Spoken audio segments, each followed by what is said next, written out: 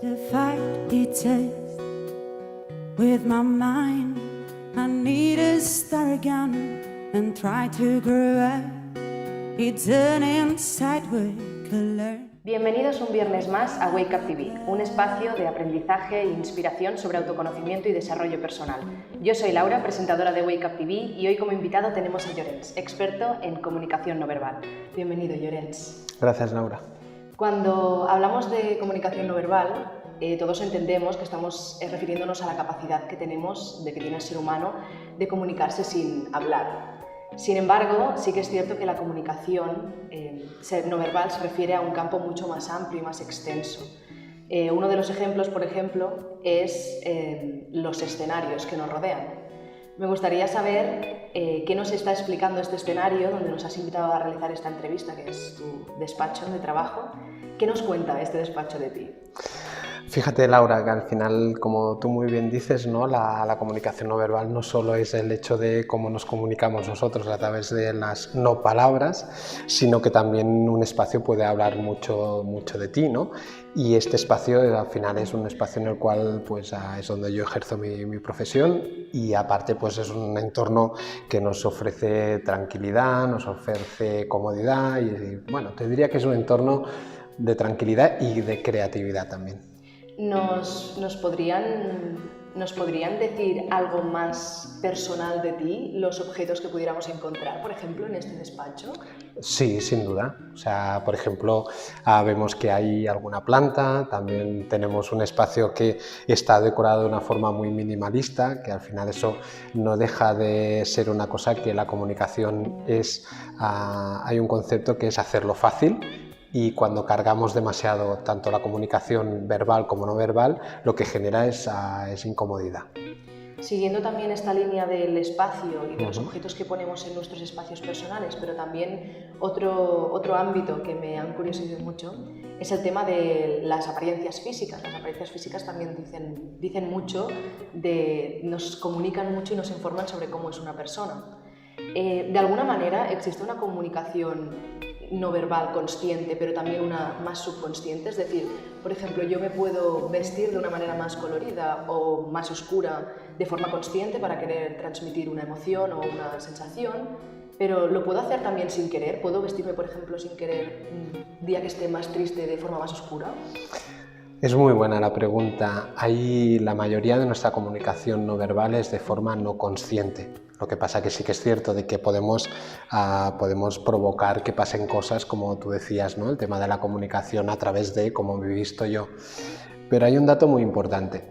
Máximo podemos provocar 3 movimientos de forma consciente. ¿Qué te quiero decir con eso? Que yo sí que me puedo vestir pues hoy como yo voy, ¿no? Con un polo de color azul que en el fondo está transmitiendo una imagen, ¿no? Que podría ser pues tranquilidad, comunicación, confianza. Pero sí que es cierto que por mucho que yo me quiera vestir de una forma en concreto y quiera provocar esa parte de comunicación no verbal, hay una parte que si yo entro en incoherencia se va a ver de una forma muy rápida. Por eso te decía que máximo podemos provocar de forma consciente 3 movimientos de comunicación no verbal, pero en un minuto se pueden producir pues entre 15, 20, 30 movimientos tranquilamente de forma inconsciente. De hecho, la comunicación no verbal mayoritariamente es inconsciente. ¿Cómo ayuda o qué papel ejerce la comunicación no verbal, un poco en esta misma línea de la ropa o de la estética en general, a la creación de prejuicios y estereotipos, sobre todo fijándome en los estereotipos? Sí que es cierto que hay un concepto que se habla del juicio, ¿no? Y evidentemente siempre estamos en comparación. Entonces, cuando yo veo una persona que va vestida de una cierta forma, automáticamente me está emitiendo un mensaje, y de hecho todos emitimos un mensaje. Ya te decía hace un momento que puede ser ese mensaje de forma consciente o inconsciente. De hecho, si yo me levanto un día con un estado de ánimo muy bajo, probablemente de forma inconsciente voy a ir a buscar colores vivos.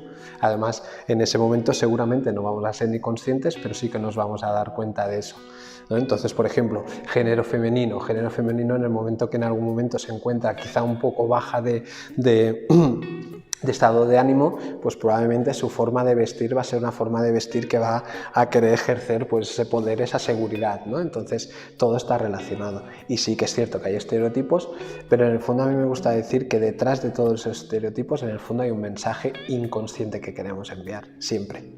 Estos estereotipos que no podemos evitar crear, de alguna forma, están vinculados al no haber tenido precisamente una educación o de no dominar esas habilidades en comunicación no verbal, por esa ignorancia, por así decirlo. Sí, pero no.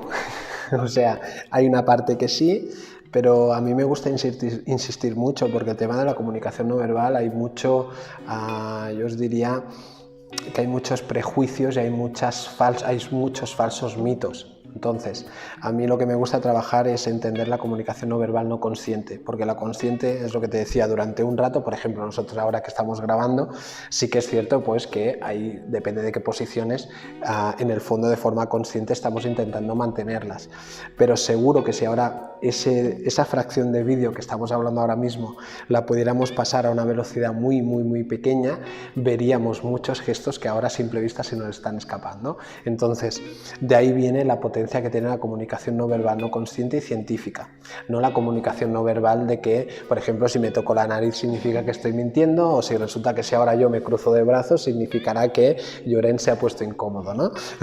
Entonces, ahí hay muchos mitos. Y de hecho la suerte es que cada vez más se está yendo a eso, ¿no? Y además yo trato la comunicación no verbal, no consciente y científica, que significa que detrás hay una base científica que valida pues todos esos movimientos. Pero muy importante, se nos escapa, en el ojo humano somos capaces de, yo ahora te estoy mirando a ti y tú me estás mirando a mí, quizás sí que hay en algún momento que te dará alguna pista de decir, oye, ¿qué ha pasado? Pero si volviéramos a reproducir esto a una velocidad muy pequeña, nos quedaríamos parados de la cantidad de microexpresiones que nos hemos mirado, a movimientos del cuerpo que ha hecho pequeños movimientos por algún estímulo, o sea que es realmente el ojo se le escapa. ¿Cuál es la distancia o dónde está la diferencia entre esos gestos de los que me comentas que sí que tienen alguna lectura y los que no y que se han comercializado siempre, como el cruce de piernas, de brazos? Yo te diría que hay una industria detrás que ha potenciado mucho esa parte más, no sé si decirle esotérica o esa parte más divertida, ¿no? De decir, oye, pues yo quiero estudiar comunicación no verbal porque sé que entonces voy a poder mirarte a ti, Laura, y voy a estar imaginando todo lo que piensas. Pero es muy importante la palabra esa que he dicho, imaginando. O sea, la comunicación no verbal no es tener una bola de cristal, estar mirando a Laura y saber perfectamente lo que está pensando, porque es imposible. Entonces, por ejemplo, imagínate que yo ahora de golpe me quedo así como me estoy quedando y tú pensarás, ostras, ¿qué le ha pasado? Le he hecho una pregunta incómoda, se ha quedado bloqueado, ¿qué le está pasando? Pues simplemente lo que me puede estar pasando es que me ha pasado un pensamiento por mi cabeza que no tiene nada que ver con la entrevista, que a mí automáticamente me ha dejado pensando en que, no sé, a las 12 de mañana tengo que entregar un proyecto que aún no he empezado, entonces, ¿qué va a hacer mi cerebro? Mi cerebro me envía un estímulo y ese estímulo automáticamente mi cuerpo lo recibe. Entonces, por eso no es tan fácil coger y decir, mira, es que cuando se rasca la nariz significa que está mintiendo. Puede ser alergia o puede ser cualquier otro estímulo, que normalmente no es alergia, sino que es un estímulo mental que te ha enviado a tu cuerpo y tu cuerpo reacciona. El cuerpo no lo controlamos. Un poco en la línea de aprendizaje, que no de control, pero sí de aprendizaje de esta comunicación verbal y de cómo la podemos potenciar, comunicación no verbal, perdona, y eso de cómo la podemos potenciar, sí que es verdad que uno de los objetivos que tiene es precisamente el de poder muchas veces superar emociones que nos bloquean para potenciar esa comunicación, como por ejemplo el miedo, la frustración, la ansiedad, etc. ¿Realmente se puede aprender a dominar y gestionar de forma eficiente estas emociones que nos surgen a algunas personas? ¿O aprendemos a dominarlas durante espacios concretos de tiempo?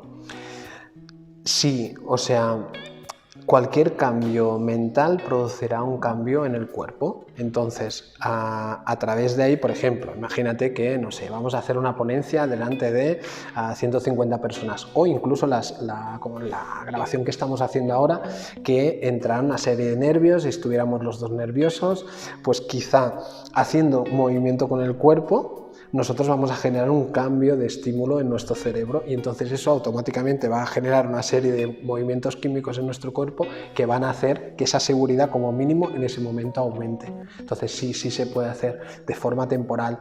Entonces, por ejemplo, imagínate que tú vas a hacer una videoconferencia o una conferencia delante de las personas y entras de una forma así, ¿no? Como estoy ahora, curvando. Entonces, cuando tú te estás curvando, al final se llama la postura de la tortuga, que estás intentando esconderte. Entonces, cuando tú saltes al escenario o delante de las personas, tu respiración va a ser mucho más difícil. En cambio, si tú sales y expandes tu cuerpo, de esa forma vas a respirar mucho mejor y sin duda lo vas a transmitir. O sea que sí se puede, sí. ¿Cómo podemos optimizar la comunicación no verbal en nuestro día a día, o al menos cómo podemos empezar a aprender a leerla o a verla en las personas con las que dialogamos en nuestro día a día? Es importante sobre todo ir a caer en manos de personas que tengan claro qué es la comunicación no verbal no consciente y con base científica, porque si no corremos el peligro de inventarnos cosas, ¿no? Entonces, hace un momento hablábamos, cuando alguien se cruza los brazos no significa que, porque yo veo que te cruces los brazos tú en ese momento, significa que ya sé lo que estás pensando, porque solo hay una persona que sabe lo que estás pensando, que eres tú. Sí que es cierto de que siempre uno de los conceptos básicos es: yo provocaré un estímulo en ti y como yo sé quién está provocando el estímulo en ti, voy a estar observándote. Entonces, pero previamente yo tengo que saber cuál es tu baseline, yo tengo que saber cuál es tu forma de comportarte en un contexto como el que estamos ahora, que en principio estamos tranquilos, ya estamos pues en un entorno que es cómodo y demás. Entonces, si yo te lanzo a ti una pregunta que te genere incomodidad, voy a ver que ha habido una reacción. Pero yo siempre soy del poder del 3. ¿Qué significa? Que voy a ver una reacción, voy a esperar, te voy a volver a lanzar otro estímulo, voy a ver si coincide y un tercer estímulo para validar. Si realmente los 3 estímulos han coincidido, significa que algo está pasando en ti. No significa que sea un lector de mente. Además, a mí en castellano es muy fácil que un lector de mente puede tener 2 lecturas: de mente de demencia o intentar leer tu mente, que al final es lo mismo, o sea, es imposible. Entonces, lo que pasa es que cuando lo basamos a una parte científica, sí que es cierto que hay estudios científicos que validan, por ejemplo, eso, ¿no? O sea, una microexpresión de desprecio. Yo estoy seguro que si ahora te provoco una pregunta que te genere incomodidad y además estamos delante de una cámara, por mucho que tú intentes mantenerte casi sin respirar, si luego lo analizáramos veríamos que tu cadencia de respiración ha bajado, probablemente tu cuerpo se ha tensado y seguramente la emoción de desprecio que saldrá, que además es muy fácil porque es una de las que sale de forma más intuitiva, la parte del labio subirá de una forma así, ¿no? Y lo que pasa es que quizá no lo veo así a simple vista, pero sí que analizamos el vídeo lo veremos fácilmente. Y recuerda eso, un cambio de actitud mental genera un cambio de actitud corporal. Hay personas que tienen muchas veces claramente más facilidad para transmitir esa comunicación o en general para comunicarse con su entorno. ¿Nacemos con esa comunicación de forma innata o hay personas que la desarrollan con mayor facilidad debido a referentes o por autoaprendizaje, etcétera? Yo te diría, y casi estoy 100% seguro, que todos nacemos con esa comunicación innata. ¿Qué pasa? Que el transcurso de nuestra vida nos genera muchos aprendizajes. Entonces, no sé, imagínate que tú has estado en un entorno en el cual no se te ha permitido comunicarte o tú no has entendido que se te ha permitido comunicarte con total libertad. Entonces, probablemente eso lo vas a ir cerrando. De hecho, se ve en los adolescentes. Muchos adolescentes tienen una capacidad muy grande de comunicar, lo que pasa que entra en las inseguridades, la autoestima, entonces a partir de ahí las vamos bajando, pero todos, absolutamente todos lo tenemos. Me gustaría hablar un segundo de un campo concreto de la comunicación no verbal, que es la proxemia.